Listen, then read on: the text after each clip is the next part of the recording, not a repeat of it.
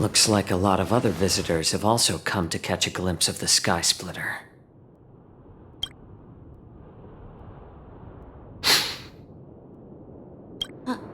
What's up, Mr. Jiaoqiu? No, it's nothing.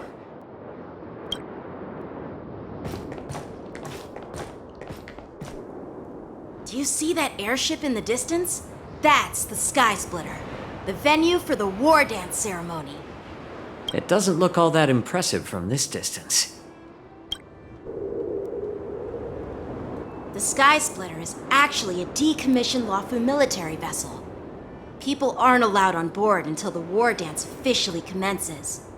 Tomorrow, when the bell rings and the ceremonial cannons roar, I'll be there representing the Cloud Knights of the Xianzhou Luofu, standing in the ring, ready to take on challengers from all over the cosmos. Since I was a kid, I've been training in swordplay and the art of war under the general. Every day, I'd swing my sword 10,000 times, and then thrust it 10,000 times, repeating the process over and over. I understand that I'm not like other kids. I never envied the toys and freedom they all had. I never found sword practice boring or hard, even in the thick of battle. Facing down savage abominations, I never felt scared. Each day, I could feel myself getting stronger and stronger, and I racked up countless victories. It's the best feeling in the world. But then, I faced a really tough opponent. And just one slash shattered my confidence into 1,000 pieces. That's when I felt true fear for the first time. Maybe that's what Mr. Jiaoqiu meant by life and death hinge on a singular moment. Every idea fades into nothingness. After that, I had to pick up the pieces and try to put myself back together. But no matter how hard I tried, I couldn't seem to find my old happy self again. I often ask myself, why do I wield my sword? If defeat is inevitable, why do I continue to fight? Is it to reclaim the joy of victory? To meet the general's expectations? Or to secure my honor among the Cloud Knights? While the general could teach me the art of swordplay, he couldn't teach me why I should keep on going. He said the reason must come from within myself. I've been struggling to find that reason. But after talking with you, Mr. Jiaoqiu, I think I already have that reason in mind. As a member of the Cloud Knights and the General's apprentice, I've had a weight on my shoulders. And I know there's still more to shoulder. But when I wield my sword, it feels like I'm letting go of everything. I love the feeling of giving it my all, facing any obstacle in front of me, pressing forward. That's why I wield my sword. Oh, YANQING. So young, yet so grown up. By the way, how old are you exactly? Age doesn't really matter. All sword masters will understand how I feel. I get it. Looks like all the kids on the Luofu live tough lives. So, how about you, Miss Yunli? It's not polite to ask a girl her age, no matter which Xianzhou ship you're on. I'm not asking your age. I'm asking if you have a dream like YANQING has. You don't talk like a cook. You sound more like a TV host or something. Need I repeat myself again? I'm a healer. Well, I don't have a dream like YANQING does. The only reason I'm participating in the Ringmaster's Challenge is because I made a promise to my grandfather that I'd win the precious sword he's contributed to the war dance. Sounds like that mind of yours is just filled with swords. I bet you've got nothing better on your mind. My father was a craftsman on the Xianzhou Juming. Because of his foolishness, many innocent people fell victim to the cursed swords he forged. Since I was a kid, it's been clear to me that not everyone deserves to have a weapon in their hands. Giving them a sword is no different than being cruel to the innocent. So, whenever I come across someone unworthy of a sword, I can't help but want to take it away from them. Given that YANQING is the war dance ringmaster, I'm stepping up to challenge him. To ensure the precious sword doesn't fall into the hands of an unworthy master. Hey, what do you mean by an unworthy master? I see. It's not easy for kids on the Juming either. Well, it's better to have a reason for wielding a sword than to be lost and confused. I've saved countless Cloud Knights in my life, and there are plenty of exceptional warriors, just like the two of you. What happened, Mr. Zhao Cho? Oh, nothing. I was just reminded of some old friends and old tales. Judging from my professional perspective as a healer, both of you possess remarkable vitality. Your energies flow like raging fires and mighty gales. The upcoming fight will definitely be impressive. Well, we've seen the Sky Splitter and toured the Stargazer Navalia. I guess it's time to say goodbye for now. What? You're leaving already? But you haven't asked me about my dreams. I've been working hard too, you know. It's getting late, Miss March. Unlike you lot, I'm a grown-up bound by responsibilities and duties. The tasks entrusted to me by the General won't complete themselves. By the way, YANQING, is it normal to have so many people wandering around in an automated area like the Stargazer Navalia? Actually, this is a restricted area. But since you're all guests, I made an exception, so you could take a look around. I understand. Well, I'll take my leave. I wish you both the best of luck in the ring tomorrow.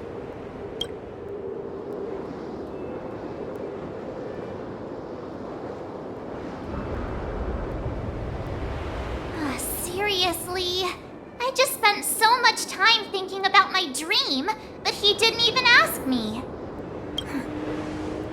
Now that we're done with our tour of the Sky Splitter, shall we continue with our training? Why don't we take a day off? What? You want to secretly practice swordplay by yourself? Dream on. You know cramming before a fight never works out. For some reason, seeing the Sky Splitter has boosted my confidence. So, I've decided to conserve my strength for tomorrow. All right, I'll take you out of the Stargazer Navalia. Oh, just shut up, Red Fang! This is not a beast ship. I need some time to take care of things. You willingly donned the skin of a lowly beast to join this mission, dedicating yourself to our glorious cause. And now you're telling me you can't handle it? Do you realize how many ships we need? I'm doing my best, all right? It takes time to figure all this out. When the guns go off tomorrow, all eyes will be on it. That'll be our only chance. How's that? Who's there?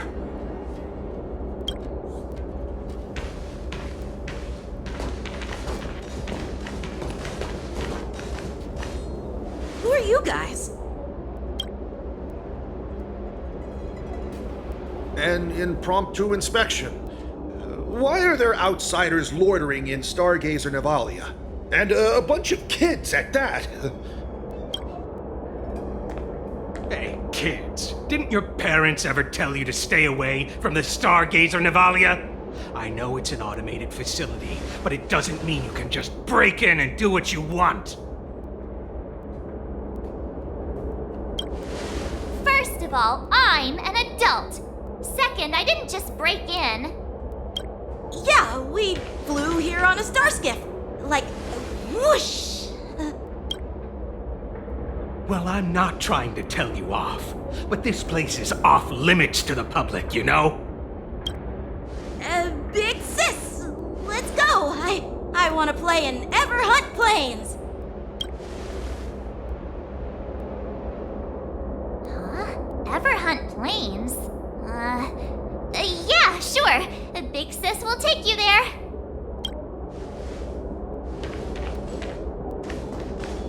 Shuha! You should have let me. Shh, the overhaul is done, and everything looks good. We should leave.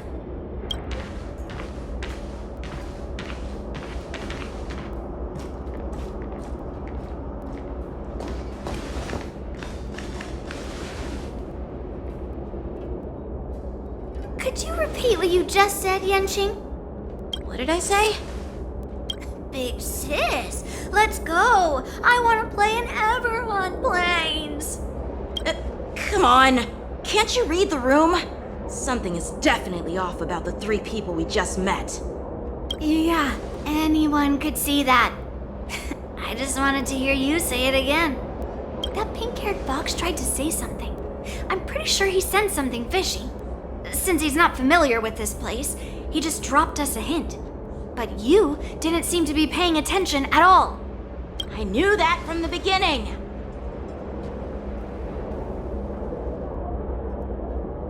That Cloud Knight didn't recognize Master YANQING at all. That's really weird. What? Is he famous on the Lavu or something? Not even the Cloud Knights on the Juming, who all know my glorious name, might recognize my face. You have a point. A Cloud Knight, a member from the Skyfaring Commission, and a craftsman. They're from various departments, and the reason for the overhaul seems legit. But one of them blurted out some weird language just now. Did you hear that? I have a feeling that if we secretly tail them, we'll definitely catch these guys in the act. Follow my lead, and be careful not to blow our cover. We should have just killed those lowly beasts. Those little brats won't take up much space. There are boxes all over this place. Just dump them into one and no one will notice. Cut the theatrics, Grulok. Even the slightest slip-up could interfere with Lord Moktok's plans. So where are we heading next? To check the freight skiffs. We've got a lot of preparations to do. Also, don't forget to take those crates with you. Weapons, supplies. We've got to be well prepared. Otherwise, we're screwed. So, are they smugglers? What exactly are they up to? I have no clue, but they seem to be moving those crates. I've got an idea. We can hide inside the crates and follow them.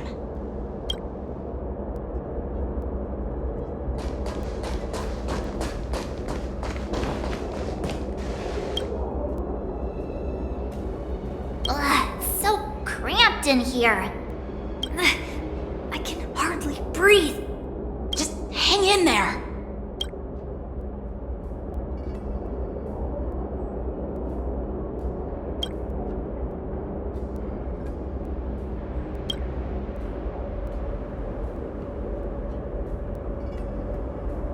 Let's just put the cargo here for now, all right?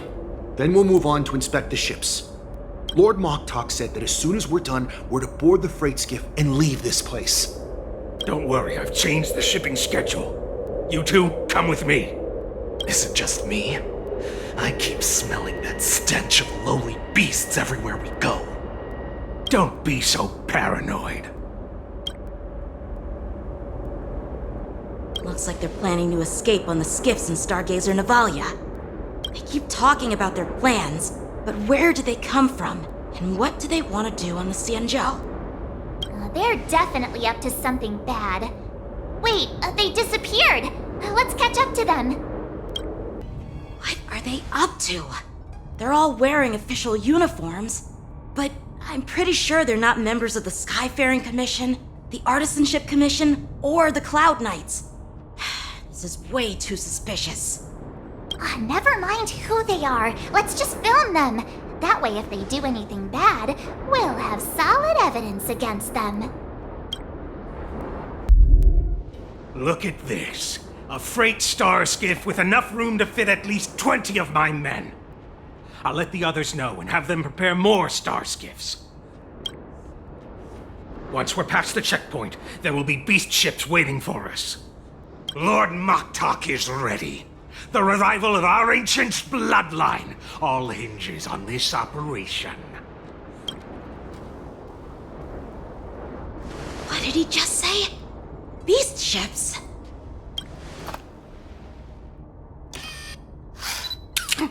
Who's there? It's those brats! I told you to get rid of them, but you didn't listen, you idiot! Wipe them all out!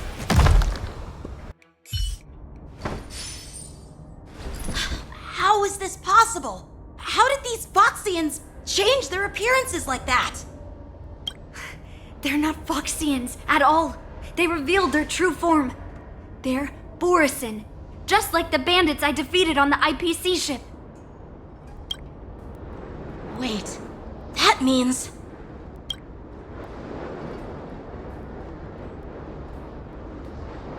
Well, how did the Borisin manage to infiltrate the Cienjo?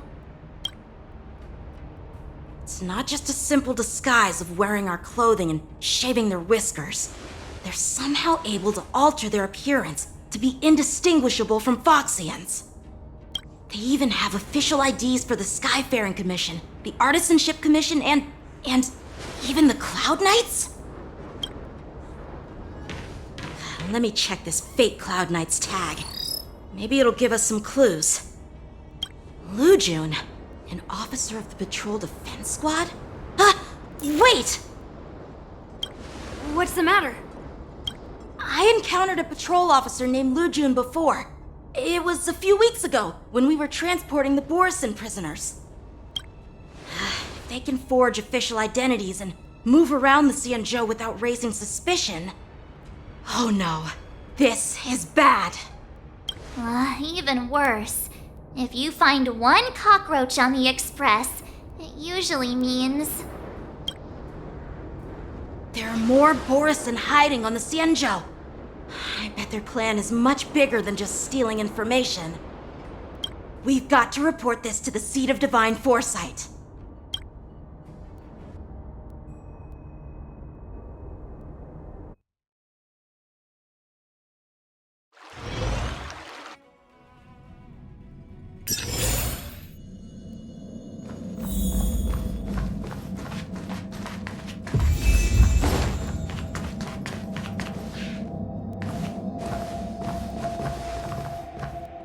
I am glad to finally meet you in person, guests from the Astral Express. I'm Fei Xiao, the General of the Cienjo YANQING. Let me introduce our guest to you. The one dressed in green. He's the reincarnation of Imbibitor Lune, and the person behind him is the newest member of the crew. I've heard a lot about you. Outside the reports from the Law Fu, the Skyfaring Commission of the YANQING has also gathered plenty of information about both of you. I've been eager to meet you face to face for reasons that I'm sure General Jing Yuan has explained, right?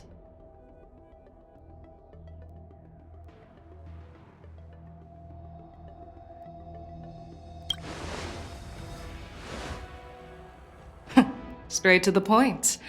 I like it. According to General Jing Yuan's report, the Ruin Legion is to blame for the Ambrosial Arbor crisis, and all Arbiter Generals should pay attention to the Ruin Author's movements. Over the years, the Destruction's minions have wreaked havoc on countless worlds, and the Alliance has been keeping an eye on them. but no one expected them to join hands with the remnants of the abundance. The damage caused by the Ambrosial Arbor crisis was far less severe than expected, which is good news for us. However, it was quite different from the Ruin Legion's usual style of destroying life wherever they go. While I trust the bravery of the Divine Foresight and the Nameless, I'm curious about some details missing from the report. I'd like to take this chance to have an exchange with both of you. Let me be clear, the questions I'll ask might not reflect my actual thoughts, so please don't take offense if any of my questions seem a bit harsh. Please go ahead, General. But keep in mind we can only answer based on what we know. And perhaps you already have the answers to your questions in your heart.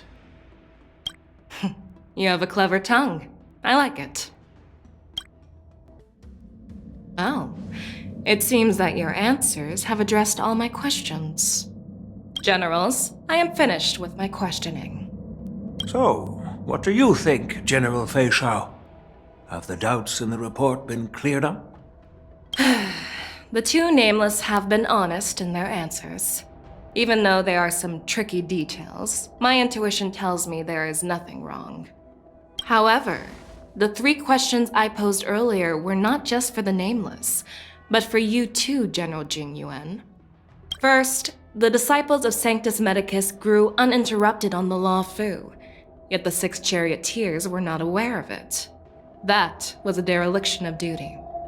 Second, you believed in the Stellaron Hunter's prophecy and entrusted outsiders to solve the crisis, even granting them access to the Plague Mark.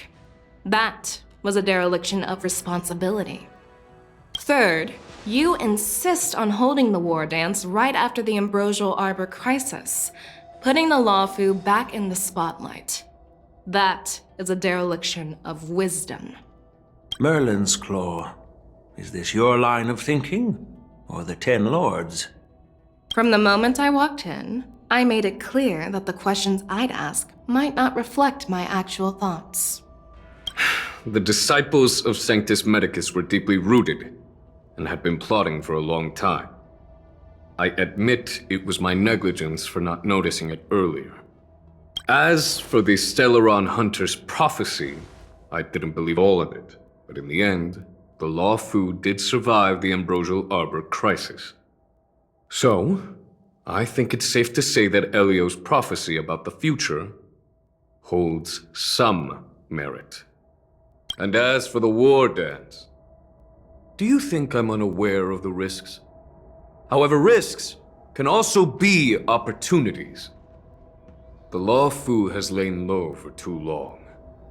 I believe it's time to stir up the dregs hidden in the depths and wash them away once and for all.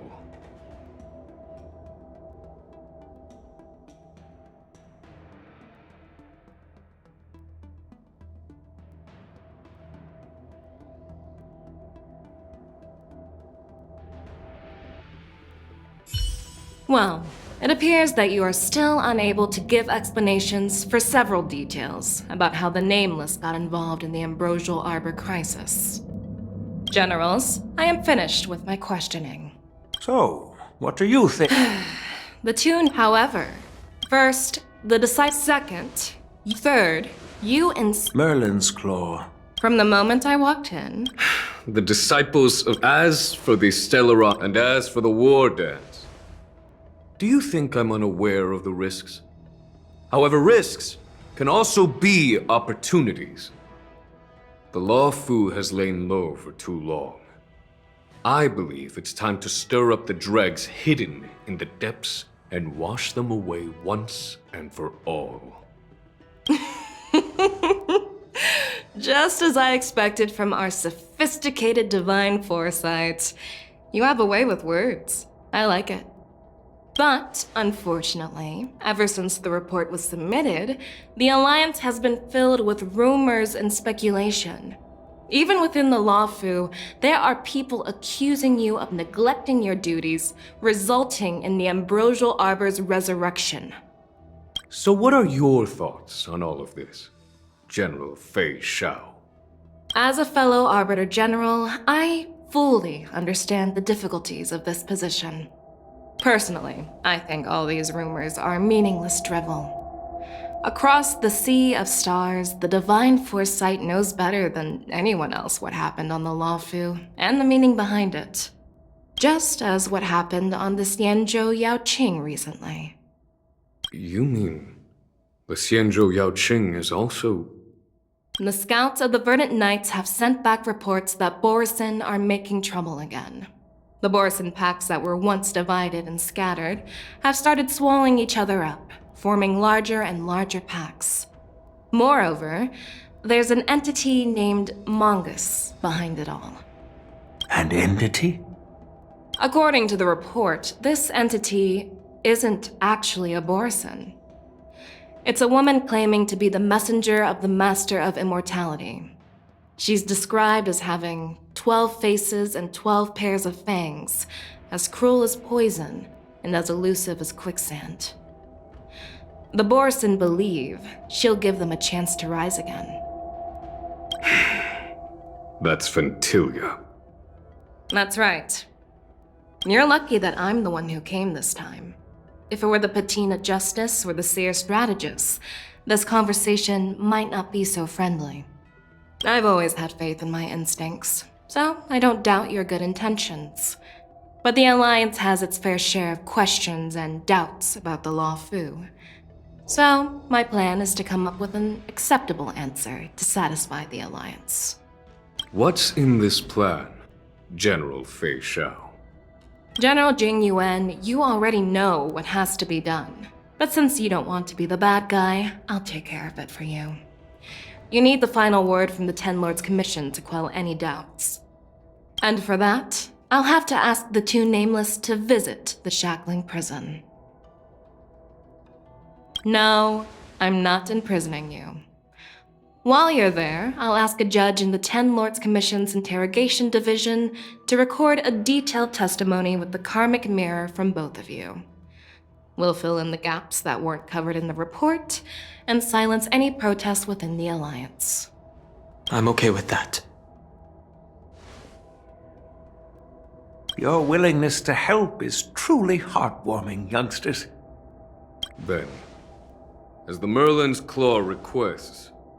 Oh, there's one more thing. This testimony is for silencing the voices of opposition within the Alliance, but I would like to urge General Jing Yuan to listen to the pleas of the Foxians on the Xianzhou Yaoqing. So, you are here for Hule. Exactly. Hule is locked up in the Luofu's Shackling prison. Since he is the broodlord of the Borisin, I want to transfer him onto the Xianzhou Yaoqing and imprison him there. The recent movements of the Borisin suggest they're planning something big, so we must act preemptively. It makes sense to have the Foxians keep an eye on their arch-nemesis. Since you trust my judgment, I'll repay that trust. What do you think about all this, General Huayan? I was worried this would turn into a heated argument, but it seems like both of you are on the same page, solving each other's problems. I couldn't have asked for a better outcome. And as for Hule, I'll send my Lieutenant Zhao Chou and Moza to check on his condition in prison and ready him for transport. If there are no more questions, shall we get this started?